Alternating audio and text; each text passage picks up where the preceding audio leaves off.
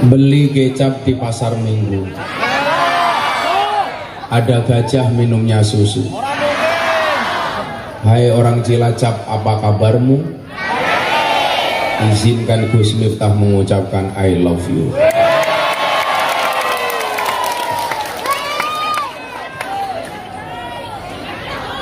Alhamdulillahirrabbilalamin. Malam hari ini kita semua ditakdirkan oleh Allah untuk bisa bertemu dan bermujalasah di kesempatan yang baik, di acara yang baik, di tempat yang baik, bertemu dengan orang yang baik. Insya Allah selesai acara menghasilkan sesuatu yang baik. Amin Allahumma amin. Dalam sebuah hadis disebutkan al-arwah junudum mujannadah. Orang itu akan kembali kepada circle-nya masing-masing. Orang baik itu senangnya bertemu dengan orang yang baik. Orang yang tidak baik senangnya berkumpul dengan orang yang tidak baik. Makanya kenapa ada istilah komplek lokalisasi? Karena untuk memisahkan barang yang tidak baik dengan barang yang baik. Orang itu punya kecenderungan sesuai dengan apa yang dia niatkan. Kalau kemudian disebutkan al-arwah junudum mujannadah, malam hari ini orang yang kumpul di halaman ini dulu itu berangkat dari satu gerombolan yang sama. Walaupun akhirnya terpisah karena jarak dan waktu, ada yang tinggal di Cilacap, ada yang tinggal di Jogja, ada yang tinggal di Semarang, tetapi akhirnya juga akan ketemu kembali. Kenapa? Sesuai dengan kecenderungannya masing-masing.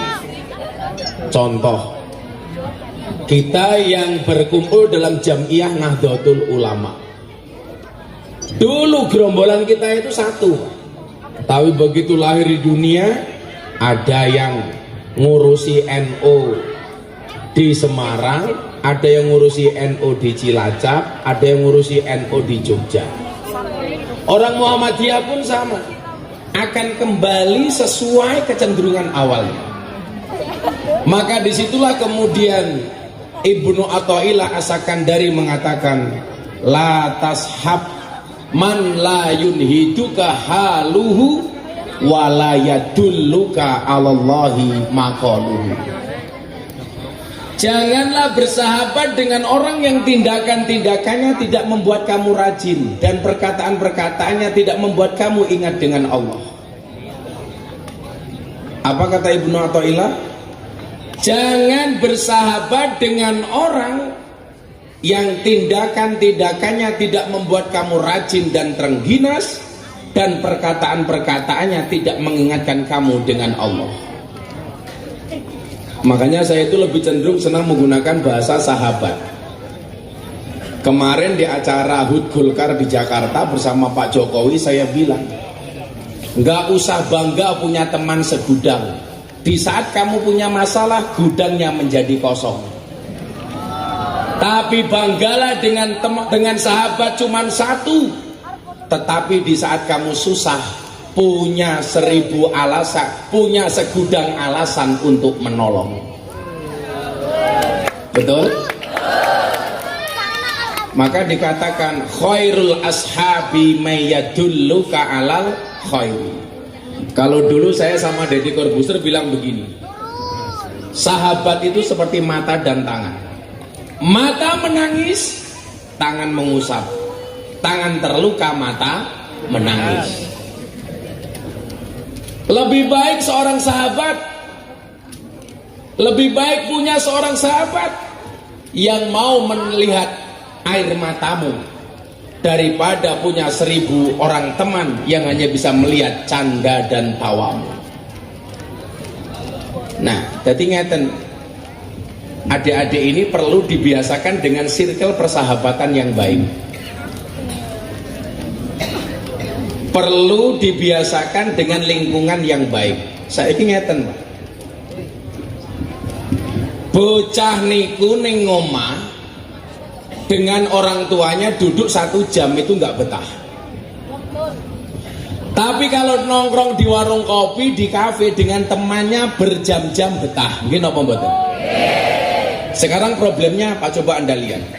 Oh, di rumah nggak boleh main HP, Gus. Sopo sing kondo? Bapak biyunge wae dolanan HP. Kadang-kadang bapake chatting karo sapa, mbokne chatting karo sapa. Sing lanang ndelok apa, sing wedok ndelok apa. Betul, Bu? Saya itu punya jamaah usia 60 tahun saja masih punya Facebook kok, Pak. Jadi medsos itu sesuai dengan kelompok umur. Kalau usianya 50 tahun ke atas itu lebih cenderung menggunakan Facebook. Kalau 20 sampai 30 sampai 40 itu banyak sudah menggunakan Instagram, di bawahnya TikTok. Karena kalau usia 60 pakai TikTok nggak pantas, Pak. Masa 60 tahun kok goyang pargoy, kan nggak pantas. Sampai bawah. Sampai bawah ini nggak pantas. Saya punya jamaah janda usia 60 tahun punya Facebook. Jam 11 malam update status. Ada nggak yang mau jadi imamku? Saya jawab komentar. Ada, Mbah. Sinten Gus? Israel. Ya mosok sudah tahun boleh imam le goblok temen ya. Sing gelem siapa? Kalau yang nikah banser sama 60 tahun ya bansernya modern dhisik. Keracunan. Susu fermentasi.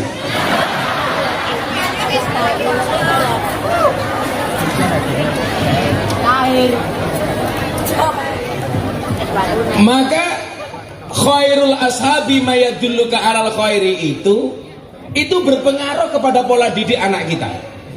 Di rumah nggak boleh main HP, jelas bohong. Bapak ibunya juga main HP. Tapi kenapa anak kok lebih suka duduk sama temannya dibandingkan duduk sama orang tuanya? Jawabannya sederhana, Pak.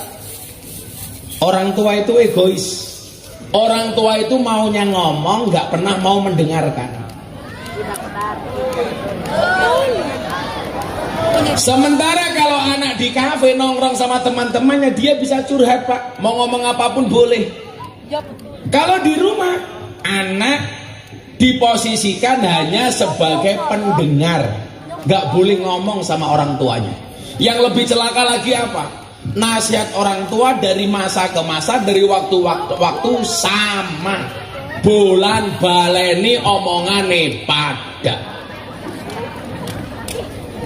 Mungkin apa mboten?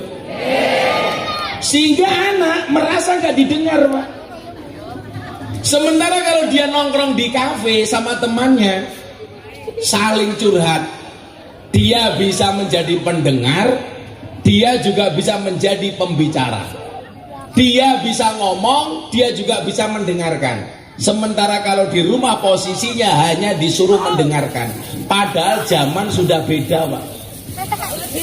Coba konsep hidup mawon. Orang dulu sama orang sekarang sudah beda.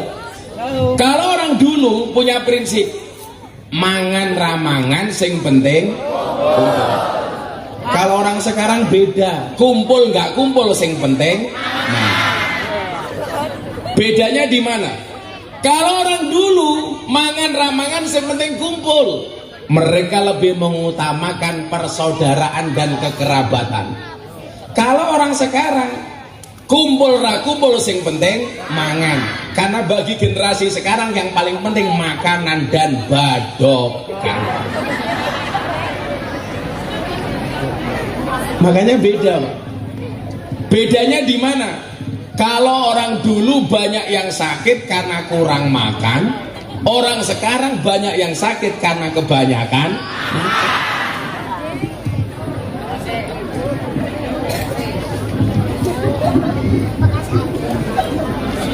Lah ini mangan apa langka?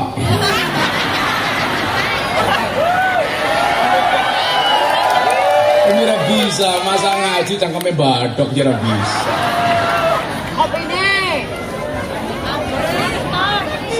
Santai aja Pak, sudah. Saya habis buka puasa tadi di Kebumen. Saya itu alhamdulillah masih terjaga puasa Daud. Sehari puasa, sehari enggak. Maka kenapa bentuk badan saya tetap proporsional? Karena saya rajin puasa. Sehari puasa, sehari tidak. Olahraga masih ajak, sepedaan masih kadang-kadang, nge-gym masih. Kalau saya sepedaan Pak Jogja Sragen PP 250 kilo. Kamu yang suka sepedaan, pesan saya satu, tetap berhati-hati di jalan. Kenapa? Karena jatuh di aspal tidak sindah, jatuh di pelukan mantan.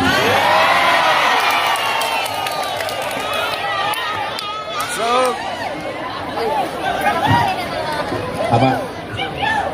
Oh, jangkrik itu cinta sama aku, mas, apalagi janda.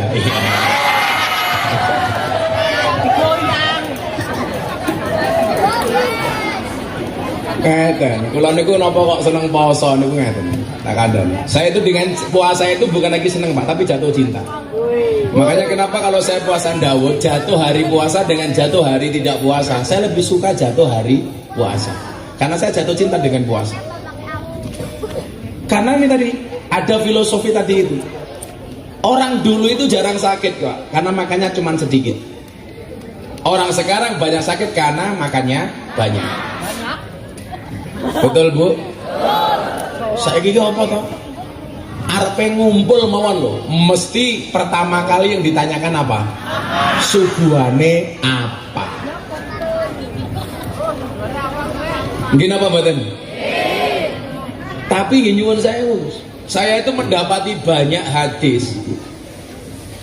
Makanan itu persoalan sepele. Tapi jangan sampai kita disepelekan gara-gara makanan. Wong kaya hadis teng Wasiatul Mustofa itu. Ono hadis bunyinya begini, man at'ama musliman, barang siapa memberikan makan orang Islam, biti binafsin, dengan full senyum. Biti binafsin itu bahasa anak muda sekarang, full senyum. Maka apa yang dikatakan oleh Kanjeng Nabi? Man at'ama musliman biti binafsin, kataballahu lahu alfi hasanatin. Allah mencatat baginya 1.000.000 kebaikan. Wa maha anhu alfi sayyiatin. Allah menghapus 1.000.000 keburukan. Wa rafa'alahu alfa darajatin. Dan Allah akan mengangkat derajatnya 1.000 derajat. 1.000.000 kebaikan ditulis, 1.000.000 keburukan dihapus, diangkat derajatnya 1.000 tingkat. Hanya gara-gara apa Pak? Makanan. Itulah kenapa saya bangga jadi orang NU Pak. Karena orang NU identik dengan makanan. Lagu lagi jadi poso Gus awalnya menghindari tawaran makan dari panitia. Maka mungkin saya itu bisa dicatat orang yang paling jarang mau transit. Soalnya lah wis transit onone kon mangan tapi faktane ra sida mangan mergo diajak selfie.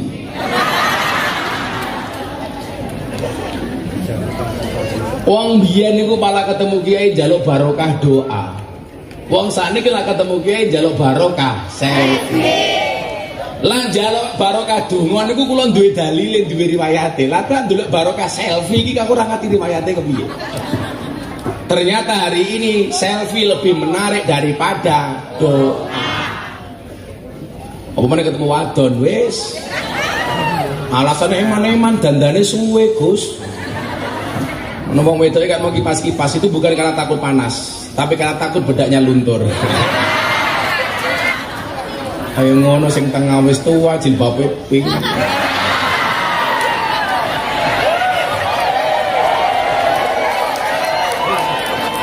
Aku zizi.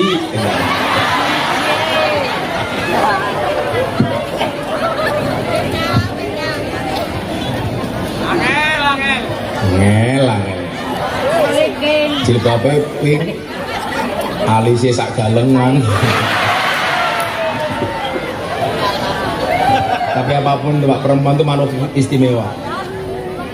Perempuan itu istimewa karena perempuan itu bisa mematikan barang hidup, bisa menghidupkan barang mati.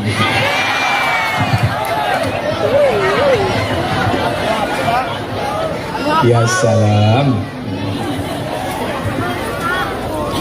Balik tentang filosofi ini mau. Kalau kuwasa soal ndas kula mumet banget.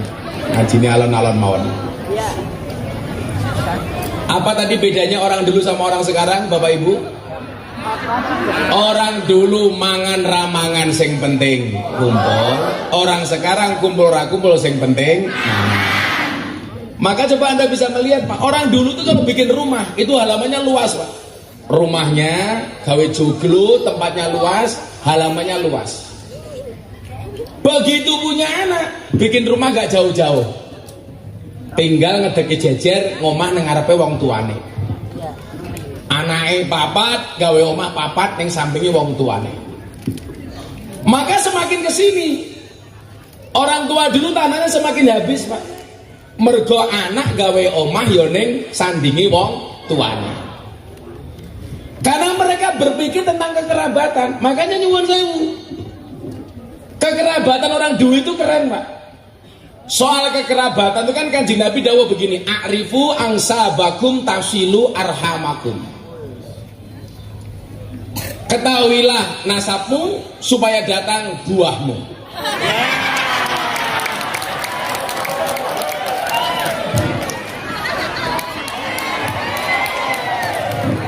Pisangnya rupanya letak temen ya.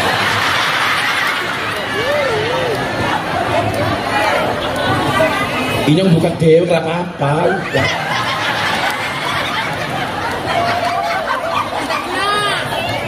Sok tahu loh.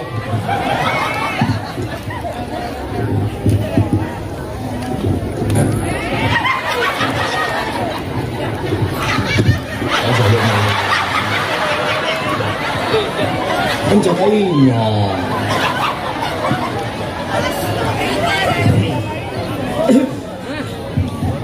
Jadi nyuwun sewu, kekerabatannya bagus. Bapak saya dulu itu waktu saya kecil, begitu lebaran datang, le kono Pak Demu yang sana itu kamu datang silaturahmi, ziarah lebaran Pak. Makanya orang dulu itu dengan ponakannya jauh masih kenal. Coba sekarang Pak, dengan sedulurnya sendiri kadang-kadang nggak kenal. Kenapa? Karena beda perspektif. Orang sekarang lebih mengutamakan makanan dibandingkan silaturahim. Begitu punya anak, anaknya di Jakarta, yang satu di Jawa Timur. Kadang-kadang dengan sedulurnya nggak kenal. Pada dawai Kanjeng Nabi napa wau? A'rifu angsabakum tasilu arhamakum. Kula iki mbiyen Gus, paling anti ngomong soal nasab. Tapi gara-gara kula diwejang niki kali guru-guru kula termasuk Yai Dahploso. Kudule kowe iki ngomongke nasab orang nggih mok gagah-gagahan, tapi dalam rangka menjaga silaturahim. Kowe ceramah ngomong nasab, oh ana wong krungu, oh berarti Miftah ki dulurku. Ketemune ning sapa? Ketemune Mbah nomor 7 umpamane. Canggak. Ketemune ning udek-udek, ketemune ning siwur. Ketemune teng gebok wareng. Ketemune teng gebok bosok macam-macam nih. Itu dalam rangka menjaga kekerabatan. Maka sejak saat itu jenengin mbah-mbah kula hafalke. Supaya ketika saya sebutkan oh Miftah ki dulurku to. Karena begitu orang tahu iku dulurku nyambung silaturahmi iku pahala. Mila kula hafal sampai mbah kula nomor 12 kula hafal. Bukan dalam rangka gagah-gagahan, tapi menjaga kekerabatan. Ayo, wong kene sing apa sampai mbahe nomor 12 tak kei dhuwit 500.000. Baik. Yo 1 juta. Tapi 18. Perlu berapa dong? Lah kula apa? Miftah, Kiai Muhammad Muradi, Muhammad Boniran, Muhammad Usman, Jalal Iman, Karyonawi, Madarum, Kiai Ilyas, Muhammad Besari, Ponorogo. Teng Ponorogo niku ana desa jenenge Tegalsari, ana kiai gedhe namine Muhammad Besari. Niku mbah kula nomor 9. Muhammad Besari duwe bapak Anom Besari makame teng Caruban. Anom Besari duwe bapak namine Abdullah Mursad makame teng Kediri. Abdullah Mursad duwe bapak namine Pangeran Demang, duwe bapak Raden Demang, duwe bapak Pangeran Demang. Duwe bapak Panembahan Prawara, duwe bapak Susuhunan Wirasmara. Duwe bapak Sultan Trenggono, duwe bapak Raden Patah, duwe bapak Prabu Brawijaya. Konon Prabu Brawijaya iki wonge ganteng, rambutnya gondrong.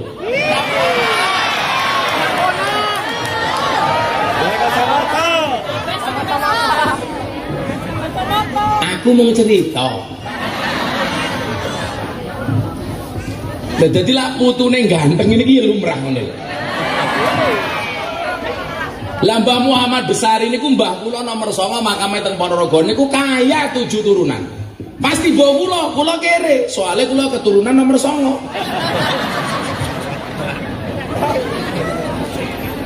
Heran. Kula iki lan critake Mbah Isin iki. Soalnya napa mbah kula niku keren banget. Mbah Muhammad Besari iki duwe anak 9. Nomor 7 namanya Kiai Ilyas, duwe anak namanya Hasan Besari. Hasan Besari niku tiyang top. Santrine wong ambuh kabeh. Rangga Warsita, Pujangga Keraton Solo. Nyuwun sewu, Cokro Aminoto, pahlawan nasional. Hos Cokro Aminoto. Duwe murid meneh namine Antawirya. Jenengan perso siapa Antawirya? Nama komplitnya Kiai Haji Bendoro Raden Mas Abdul Hamid Antawirya Mustahar Heru Cokro, Senopati ing Ngalogo, Sayyidin Panatagama, Amirul Mukminin Khalifatullah Tanah Jawa, pahlawan Goa Selarong, Pangeran Diponegoro. Niku muridé Mbah Hasan Besari. Mbah Hasan Besari niku adine mbah kula namine Nyai Madarum. Podo-podo anake Kiai Ilyas, putu saking Mbah Muhammad Besari. Lah napa kula isih nang ngomong ke Mbah? Mbah kula santrine ampuh-ampuh, Pak. Mbah Hasan Besari niku santrine 15.000. Santrine wong top kabeh. Salah sijine Rangga Warsita. Sing duwe pujangga Indonesia akan dipimpin dari ini sampai ini. Niku Rangga Warsita. Senada dengan Jangka Jayabaya. Niku Rangga Warsita. Niku muridé Mbah kula. Lah napa kula ngomong mbah niku isin? Soale lak haul teng Ponorogo niku mesti sing ngaji kula. Padahal salah siji haul niku isine napa? Wayud karufihi manaqibul mutawaffa. Nyeritake manaqibe mbah kula. Mbah kula critane apik kabeh, muridé wong top kabeh. Lah kula duwe murid lonte, Pak. Angelo. Jadi perbandingan niku terlalu adoh, Pak. Mbah kula duwe murid Cokro Aminoto, kula duwe murid Purel. Kemarin. Tapi kula nggih duwe alasan. Alasan kula napa? Kulla syai'in idza kasura rahusa illal adaba. Segala sesuatu kalau jumlahnya banyak itu pasti murah kecuali adab. Kalau adab itu Pak semakin banyak semakin mahal. Makanya mbak-mbak, mas-mas, adik-adik Cilacap kalau pengen mahal gampang. 1, jadilah orang yang beradab. 2, jadilah barang yang sedikit. Barang itu kalau sedikit langka, kalau langka antik, kalau antik harganya mahal. Kiai itu banyak. Saya ngurusi lonte jarang. Siapa? Gus Miftah. Berarti Gus Miftah kiai Kiai larang goblok. Kok kiai lonte?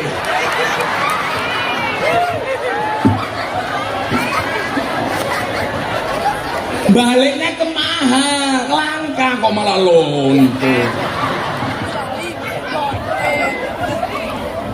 Nah. Tapi di sinilah kemudian kita diingatkan. Wasarrul alamina dawul khumuli idza fa'akhartahum dzakarul jududa. Ini saya mau membangun generasi anak-anak ini. Iki temanya apa kamu? Mencetak apa sih? Pas, mencetak generasi. Qur'ani. Wasarrul alamina dawul khumuli idza fa'akhartahum dzakarul jududa. Kalau pengen matur niki supaya jenengan sing rumangsa mbahe gedhe ya ora usah sombong, sing rumangsa mbahe cilik jangan kecil hati. Bagaimana kita membangun peradaban sendiri, Pak? Wasarul alamina daul khumuli idza faqatahum dakarul jududa. Generasi yang paling jelek itu apa? Generasi yang ketika ada orang hebat dia mengatakan, mbahku dulu lebih hebat daripada orang ini. Nenek moyang saya dulu lebih keren daripada orang ini. Tapi di saat dia ngomong seperti itu, dia bukan siapa-siapa. Dan ini penyakitnya para Gus. Selalu terbawa mimpi sejarah, nenek moyang saya orang top, mbah saya kiai besar. Tetapi di saat dia mengatakan itu, dia bukan siapa-siapa. Wow, mbahku top, mbahku pahlawan nasional, mbahku yang sing gawe Cilacap, mbahku penghuni Nusa Kambangan pertama kali.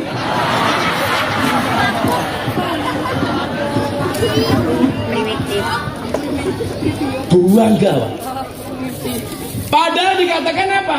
Innal fata mayakuluha anaga laisal fata mayakulu kana abi. Pemuda itu yang mengatakan ini loh saya, bukan ini loh bapak saya. Makanya nyuwun sewu, saya dulu ke Jogja itu nggak ada kuliah. Teman saya yang tahu bapak saya itu kiai ra ngerti. Soalnya bapakku yo kiai desa. Lah cara teng Yogya namine Mbah Mudin, Mbah Kaum, Mbah Rois, lah teng Cilacap namine napa, Pak? Kayin. Orang menyepelekan kayin Gus lah, padahal mereka itu orang penting. Betul.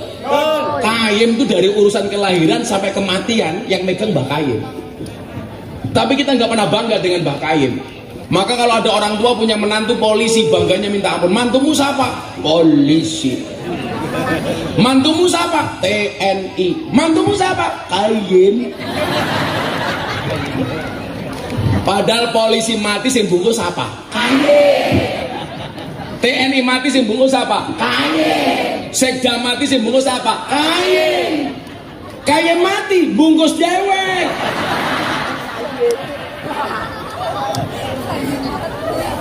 Jangan sia-siakan kain. Makanya dulu Gus Dur tuh punya majelis namanya Masyura, Majelis Silaturahmi Ulama Rakyat. Itu yang diambil kiai-kiai kampung termasuk Mbah Kayim. Yang bisa melakukan itu Pak hanya Gus Dur. Namanya Masyura, Majelis Silaturahmi Ulama Rakyat. Karena mereka ini penting. Saya bangga bapak saya sekelas Kayim. Saya dulu diam-diam bikin pesantren di Jogja. Dinyek Pak. Bapak kena ora jelas gue pesantren. Bapaknya siapa? Dudu anaknya kiai dicelegus, ngaku-ngaku. Jenenge ora aji sisa. Siapa ora jelas. Lah kula kali Gus Lan iki pun kenal dangu sebelum saya viral. Jadi minimal nganti sejarah kula. Sampai puncaknya nyuwun sewu. Tahun 2008 tuh di kamarnya Habib Lutfi, saya diajak masuk. Juragan masuk. Saya tuh masih miskin Pak. Dipanggil Habib Lutfi sudah juragan. Ternyata itu doa dari beliau. Alhamdulillah Pak. Saya dulu bingung saya nggak punya apa. Sekarang saya bingung apa yang saya nggak punya.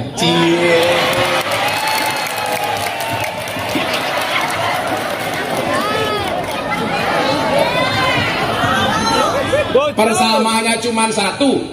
Saya dulu miskin, sekarang saya kaya, tapi sama, tetap istrinya tetap satu. Cemen matamu, cemen.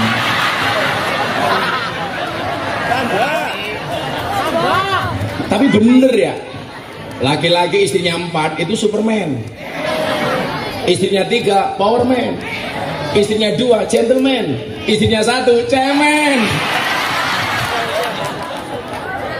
Ibu-ibu lebih suka suaminya Superman apa cemen?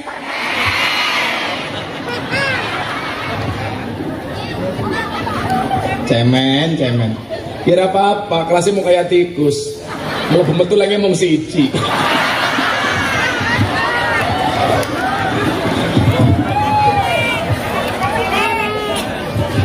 Kira apa-apa. Sing lucu tanggane inyong ya. Utara rumah saya itu kan kuburan Pak. Tetangga saya mati. Istrinya dikubur di utara rumah saya. Hari kedua suaminya bawa kipas angin ke kuburan.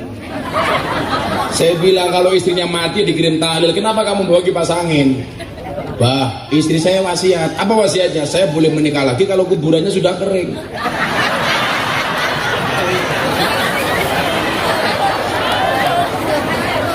Terus ya saya kipasi bah supaya cepat kering. Delalah musim udan. Kita kering kering. Ayo dia. Iya dikit. Dulu Habib Lutfi bilang gini sama saya Pak, di kamar beliau itu. Le, kamu tak kasih tahu. Apa bah? Dan ternyata saya betul-betul merasakan firasatnya Habib Lutfi itu terjawab sekarang. Dua hal, saya banyak belajar dari beliau. Tapi dua hal ini jenengan persani. Ternyata yang disampaikan waktu itu terbukti hari ini. Nomor siji beliau bilang begini sama saya di satu kesempatan. Akan datang satu saat kamu akan menemui di mana hasutnya kiai itu lebih besar dibandingkan hasutnya santri. Saya waktu itu mikir, masa kiai hasut? Ternyata benar. Saya dulu dinyek bla bla bla bla bla bla bla bla. Allah ngersake saya viral tahun 2018 gara-gara saya ngaji bersama para telembok. Viral, rame temen. Gara-gara saya viral, saya dimasukkan ke WA grup Asparagus Jawa Tengah dan DIY. Waktu itu masuk ke Gus Lu. 2 bulan kemudian saya dikeluarkan dari grup. Alasannya apa? Miftah nggak pantas berada di WA grup Paragus. Yang mengeluarkan saya dari grup orangnya saya masih ingat, tak japri. Matur nuwun.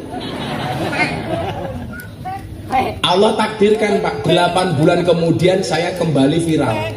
Deddy Corbuzier masuk Islam. Semua orang membicarakan Gus Miftah, WA grup isinya Gus Miftah sama Deddy Corbuzier. Saya kembali dimasukkan ke WA grup. Bahasanya begini, selamat datang kembali Gus Miftah di WA grup para Gus. Saya komentar sekali langsung keluar. Komentar saya apa? Mohon maaf, saya tidak pantas berada di grup Gus-Gus yang terhormat. Izin saya meninggalkan grup. Mod keluar. Maka saat itu saya punya quote, bahasa saya apa? Ketika ada orang lain menertawakanmu dengan kegagalanmu, maka kamu harus bisa menertawakan mereka dengan kesuksesanmu.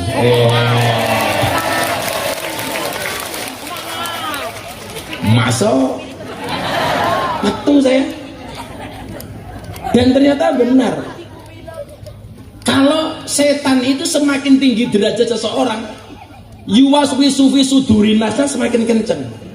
Nguwis-nguwis dodone kiai karo nguwis-nguwis dodone santri Pak, itu setan lebih banter nguwis-nguwis dodone kiai.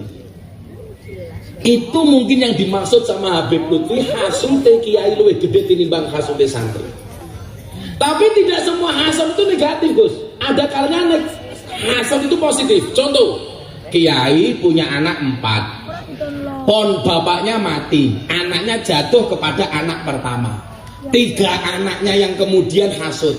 Hasutnya produktif, meninggalkan pondok kemudian membuat pondok sendiri. Banyak pondok di Indonesia itu yang berangkat dari hasut. Mergo ora oleh warisane wong tua, nesu karo mase nomor 1, minggat gawe pondok dhewe. Nggih napa mboten? Wong niku lah alim soleh, hasute produktif. Tapi kalau orang itu tidak alim, tidak soleh, hasute mesti negatif. Ana ne mung ngelek. Kalau saya sederhana Bu, kok ada orang ngiri, saya nganan.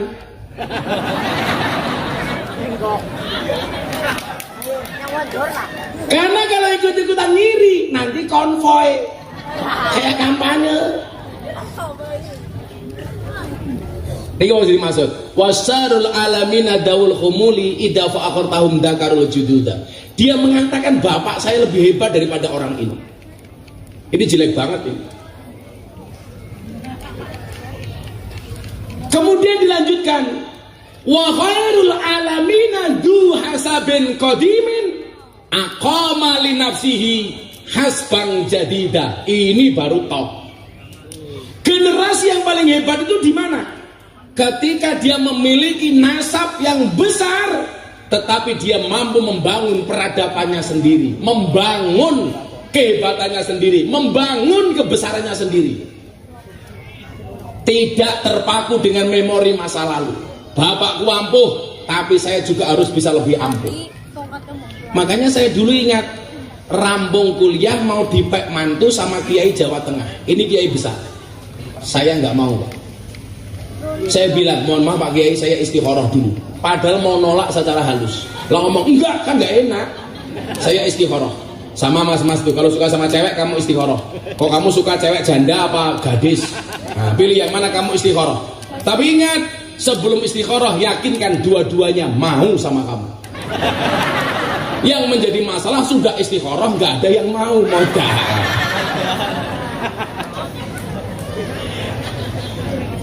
Bahkan mahoba manis takhara wala nadima manis tasya. Tidak akan rugi orang-orang yang beristikharah dan tidak akan menyesal orang-orang yang bermusyawarah. Makanya istikharah. Ora ana sing gelem mau istikharah ya tetep ora gelem. Akhirnya nangis. Nganggo kuwete Gus Miftah. Jika surat Yusufku tidak mampu meluluhkan hatimu, izinkan kulantunkan surat Yasin sebagai penutup kisah hidupmu.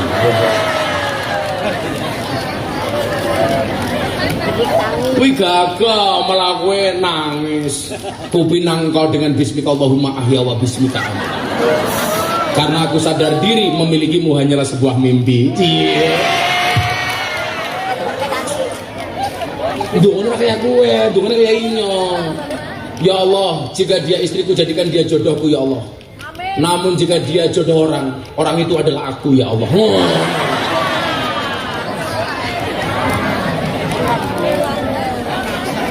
Celanang nangis. Cowok dengerin. Jika kamu yakin jodohmu diatur oleh Tuhanmu, maka jangan pernah kamu tumpahkan air matamu di hadapan wanitamu. Maka pesan saya satu, cintamu boleh kandas tapi karirmu harus jelas. Kenapa? Karena karir yang jelas akan mengundang cinta yang berkelas. Anjay. Maka tutuplah wajah burukmu dengan bagusnya rekeningmu.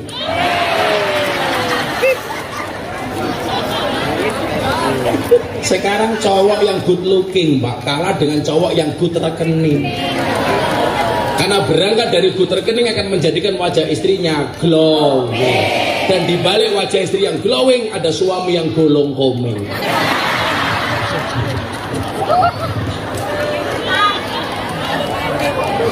Ngopi-ngopi setelah kadem ya. Usah adem. Ini enggak usah panas. Kalau bikin kopi dikasih gula, gulanya tolong jangan diaduk supaya manisnya di akhir. Kenapa? Karena kalau manisnya di depan sudah biasa kayak cangkeme caleg. Iya.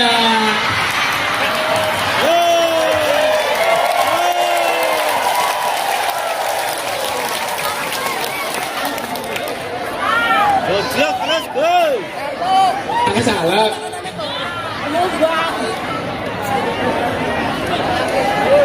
Hati-hati. Orang tahu nih ngaji kok moro-moro rajin ngaji. Saya curiga jangan-jangan caleg. Jarang tersenyum, mendadak kok. Wajahnya cerah, banyak senyum. Saya curiga jangan-jangan caleg. Nggak kenal NU, tahu-tahu pakai peci NU.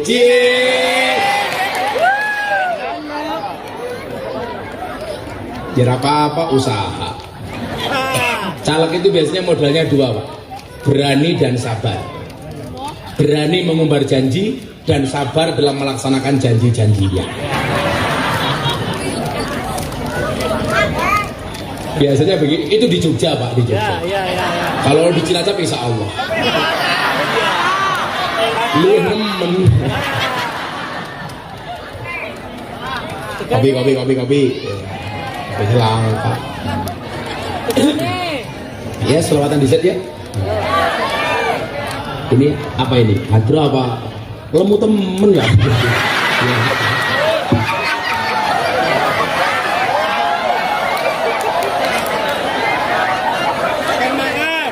ampun ya Allah, gede nih.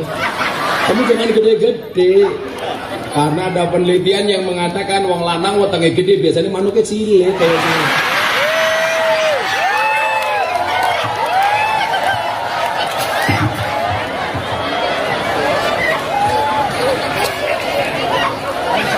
Mas siapa namanya? Azmi. Azmi dibledos nih ketinggi.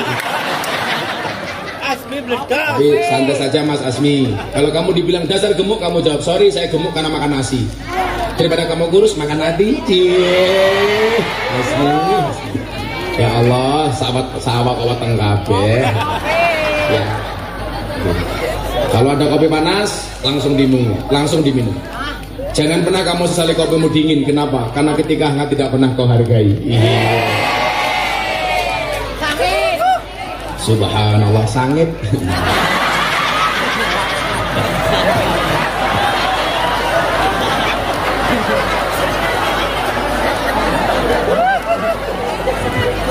Saya itu harus ngopi, Pak. Karena hidup itu butuh inspirasi, bukan halusinasi. Kata-kata. Maka mbak-mbak belajar dari kopi. Tetap menjadi hitam dan pahit. Tidak harus menjadi putih dan manis untuk dicintai. Orang kaya raimu kira. Kirai apa papan karambon. Ayo selawat apa ya? Minta selawat apa? Lontong tahu.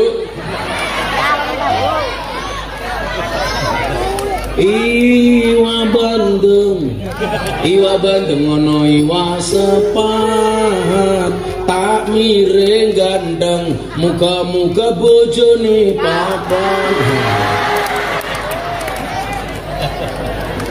Selungguh-selungguh pada, siapa mau kali sih? Ayo nyanyi, selawat. Kerja. Sallu ala Nabi Muhammad.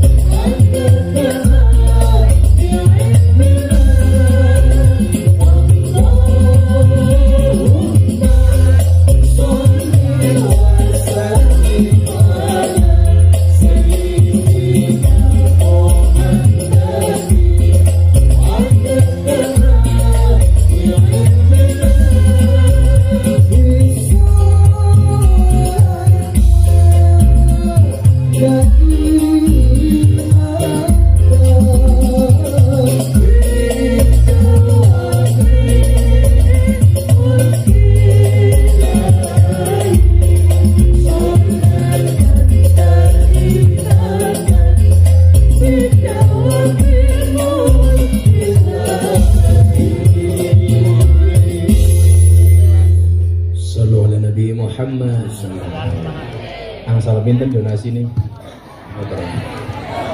Yes, aku melu nyumbang ini. Kemarin malam minggu Pondok Oraji melu donasi 250 juta untuk Palestina. Jadi ini aku nambahi. Ya syukur.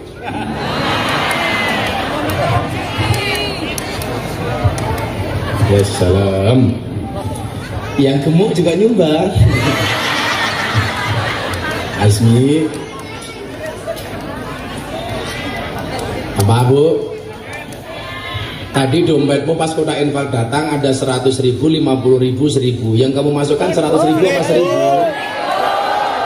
Kere. Delok kunyo kebun binatang sangone 100.000. Pengajian deleng kiai infake 1.000. Berarti larang kiai napa kunyo? Jenengan luwih ngajeni kiai apa kunyo?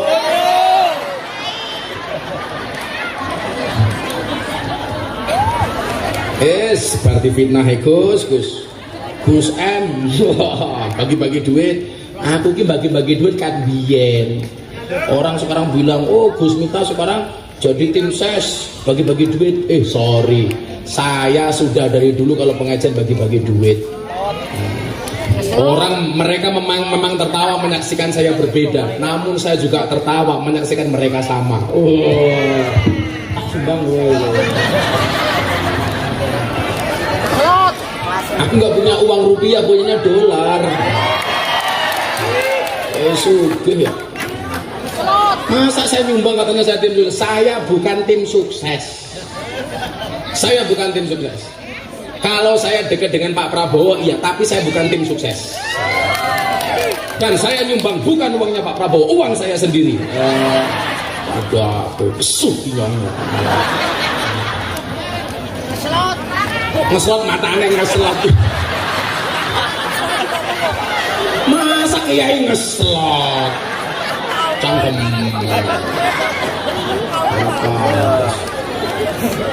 Apa? Bagi-bagi. Nah, 1, 2, 3. Sampai ini kia 1.500.000 goblok. 3, 4, 5. Kalau 10 juta berarti berapa lembar Gus? 7 ya. 6, 7. Ini 10.500.000 ya.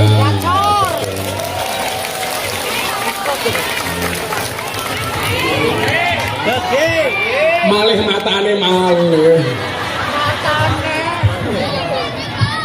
Wes iki bocah Asmi dan kawan-kawan sangoni cah pira? 6 ping 10.000 60.000.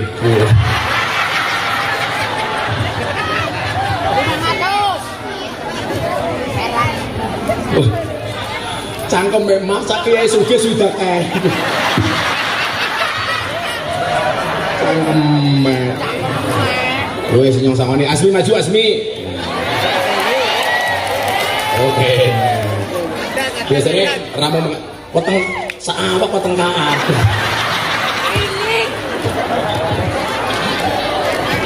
Umurnya pira? 21. Remu tua temen. Wis rabi durung. Sampun. Kamu kesepir. Kalau kayak pentil kayak. Canem ya. 1, 2, 3, 4, 5, 6. Kan 6 orang. Lumayan mata saya. Salim maneh. Baru iki nyong anak pemain hadrock ya boboho.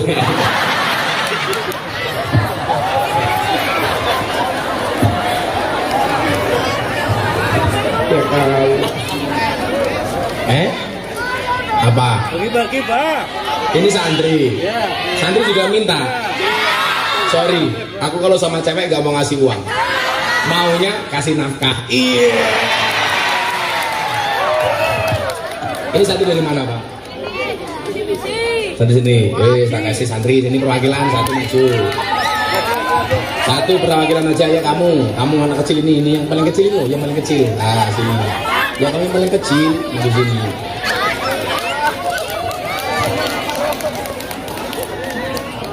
Iki pengajian amplop ora jelas dirampok.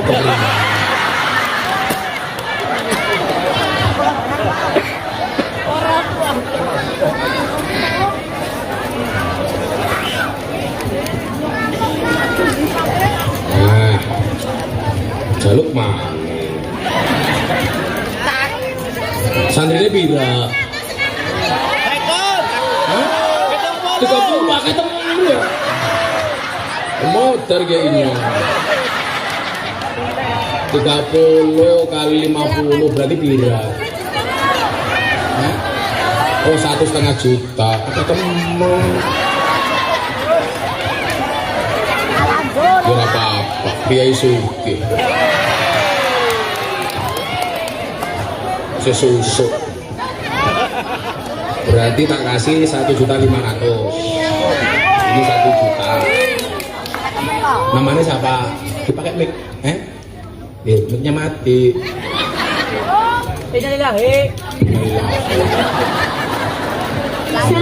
Safira umur pira? 10. Ki jenenge siapa? Miftah. Cita-citanya pengen jadi apa? Pengen guru, gak pengen mendampingi Gus Miftah begitu? Anak kecil, emangnya nyong saya puji. Ini 1 juta. Nah, tambahan nih. Anak 30 berarti 1.500. 1, 2, 3, 4, 5 ya. Jadi teman-teman ya. Kenapa pengen jadi guru? Kenapa pengen jadi guru? Biar mengajar anak sekolah. Oh, kalau bapak-bapak, mas-mas punya istri guru, jos masuk kamar, istrimu langsung bertanya, papa masih ingat pelajaran kemarin?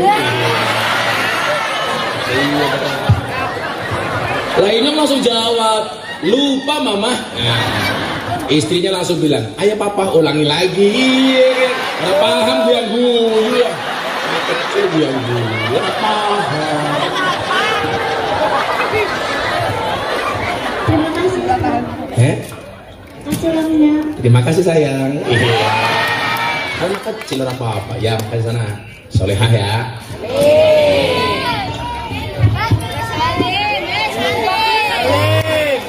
Amaning. Oh salim.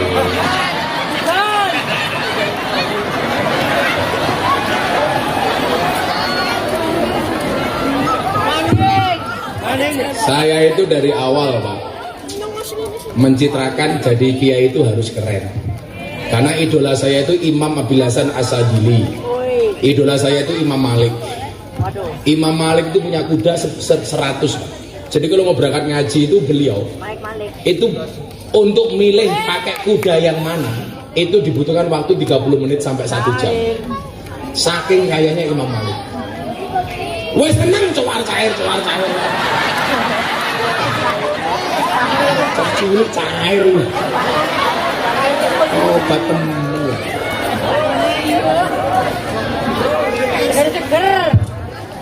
Saya itu suka sama anak kecil kenapa? Di dalam surga itu besok ada satu tempat namanya Darul Faroh. Darul Faroh itu tempat paling menyenangkan di surga. Ketika ditanya itu untuk siapa wahai Nabi?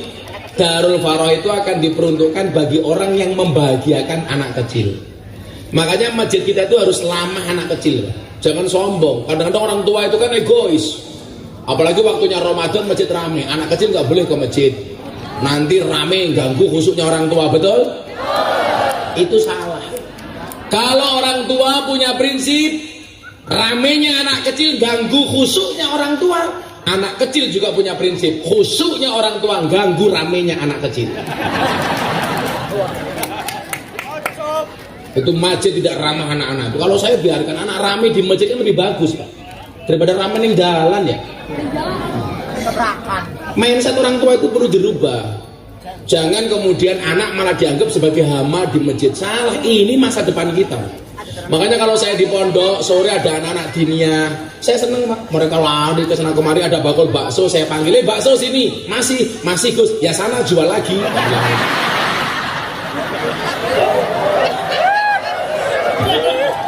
Ya saya beli kok, masa enggak? Saya bagi ke anak-anak kecil karena saya tahu membaca hadis ini. Ada satu tempat namanya Darul Faroh. Karena kayak saya ini Pak, itu produk masjid. Bapak saya dulu ke masjid, ngimami, saya ikut. Sholat enggak, lari. Anak kecil kan lumrah. Bapak saya sholat, saya mukul beduk masjid. Iya. Akhirnya besok bapak saya hafal, kalau saya ke masjid cuma lari, cuma mukul beduk. Bapak saya enggak marah, cuman tutuk beduknya dideleke. Saya mau nutuk beduk, enggak ada tutuknya. Akhirnya bapak sujud, saya masuk sarungnya bapak. Ketemu iki tutuke aku. Ya anak kecil ora apa-apa ya.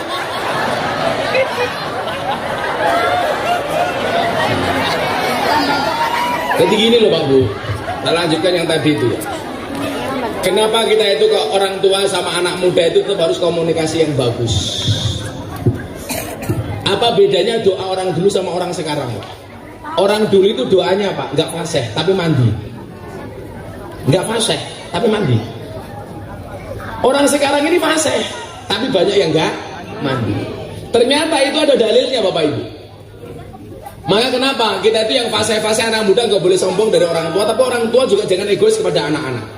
Jadi Syekh Ali bin Abi Bakar As-Sakran beliau mengatakan begini, ad-du'a'u min salimil janan aqrabu minal qabul min fasihil lisan. Jawabannya ini ternyata. Doa yang dibacakan oleh orang yang hatinya bersih itu lebih cepat diterima oleh Allah daripada doa yang dibacakan oleh orang yang lisannya fasih. Orang dulu lisannya enggak fasih tapi hatinya bersih. Orang sekarang banyak yang lisannya fasih tapi hatinya kurang bersih. Loh, wong-wong biyen niku lak maca donga Pak, mbah-mbah lebih niku coba membaca doa selamat saja kadang-kadang enggak karu-karuan Pak. Domire double-double. Allahumma inna nas'aluka salamatan fid dinina wa afiatan fil jasadina. Tapi mandi Pak. Irhamna ya arhamar rahimin. Orang dulu baca irkamna ya arkamar rahimin. Lomba saya itu kalau baca al berjanji alas belas rapi enak Pak. Tapi ada mahabbah. Keren. Kalau anak sekarang baca al berjanji kan apa mana kayak kelasnya bocah-bocah Azmi dan kawan-kawan ini. Ya Allah bentuknya ya Allah. Pantesan panggung seblak mundur kayak gitu. Berat di belakang. Tapi santai saja Azmi. Ada teori yang mengatakan 100 kg di bumi sama dengan 30 kg di Mars. Itu artinya Azmi tidak gemuk, hanya salah planet. Kita doakan mudah-mudahan tahun depan Azmi diundang ke planet Mars. Pulang tinggal nama.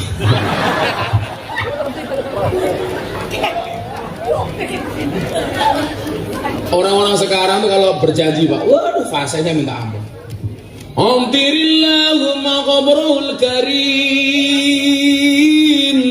biarfin sadiyin min salati wa taslim. Allahumma salli wa sallim wa barik alaihi wa ala alihi. Orang sekarang lah babah kita dulu membacanya biasa tapi nyentuh dalam hati karena hatinya bersih. Mbah saya kalau dulu baca al berjanji itu ngetrillahumma qabrul karim bi arfin sadiyin min salati wa taslim. Mbah kita ngatiri lagi ngetril Pak. Orang sekarang kalau membaca fasih abadadi ulimla bismidzatil aliyah Allah mustadirran faidal barakati ala ma analahum wa aula ya Allah. Babah kita dulu enggak dok ngabetati ngul ngimlang bismidzatil aliyah Allah. mustatir rong paidol barokati ngalama anallahu wa aula ya Allah tapi mandi longi mami bocah sekarang Pak Alhamdulillahi Rabbil Alamin lambah-mbah biyen ya Allah alamnya jengal kaitahum kita delil mbah kita dulu Bismillah sembelih saya punya mbah di Ponorogo itu Mbah Rodo Ado itu nggak bisa ayat kursi tapi mandi ayo mbah mau ayat kursi iya nak kursi ternyata jawabannya tadi itu Pak ad-du'a'u min salimil janan aqrabu minal qabul min fasihil lisan jawabannya ternyata itu lah maka saya sering pesan anak-anak tak kandani lebih baik kamu punya hati bersih walaupun dibungkus dengan baju yang kotor daripada bajumu bersih tapi hatimu betul?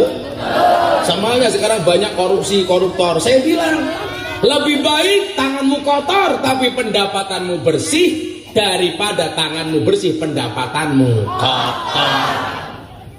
Makanya satu keliling Indonesia Pak, rata-rata di Indonesia itu problemnya satu yang paling berat, jalan bosok. Itu di mana-mana, Cilacap pada. Problemnya itu, kok ngecek faktanya. Itulah bedanya daerah sama Jakarta. Kalau daerah banyak jalan berlubang, kalau Jakarta banyak lubang berjalan. Kalau daerah banyak jalan berlubang, problemnya karena nggak ada anggaran. Kalau lubang berjalan menghabiskan anggaran. Loh saya keliling ke Kalimantan, Sumatera pada Pak jalannya bosok. Sopir saya bilang begini, ini yang rusak jalan itu Mbak, itu mobil truk, bis, tronton dan lain-lain. Mobil-mobil besar. Saya bilang kamu salah, yang merusak jalan itu bukan mobil besar, bukan truk, bukan tronton, tetapi mobil mewah. Kok bisa? Ya karena anggaran yang seharusnya digunakan untuk membangun jalan malah dikorupsi oleh oknum pejabat untuk beli mobil mewah. Loh, gak bahaya tak? Hurra cah kembel hurra. Bahaya itu kamu malam Jumat gak punya istri bikin status malam sunah Rasul. Iya. Goblok temen. Azmi. Oh enggak. Sama. Kayaknya bojone khilaf ya. Kayaknya dipelet kalau Azmi gitu. Semoga bojone Azmi cepat mateng. Nih. Kembar anak 15. Jadi kalau orang tua aja sia-sia karena orang tua itu bagaimanapun walaupun mereka tidak fasih tapi keren. Ya cuman kadang-kadang itu mindset orang tua itu perlu dirubah. Anak-anak kecil gak boleh ke masjid itu banyak Pak. Terus begini loh Pak, takmir masjid itu sebenarnya bukan ngatur tapi melayani. Mindset itu perlu dirubah. Kadang-kadang kita itu kan jadi takmir, sing ngatur aku. Salah. Takmir itu memakmurkan, berarti melayani, bukan ngatur. Lah mindset kita itu kadang-kadang kalau pegang masjid itu ngatur, bukan melayani. Betul?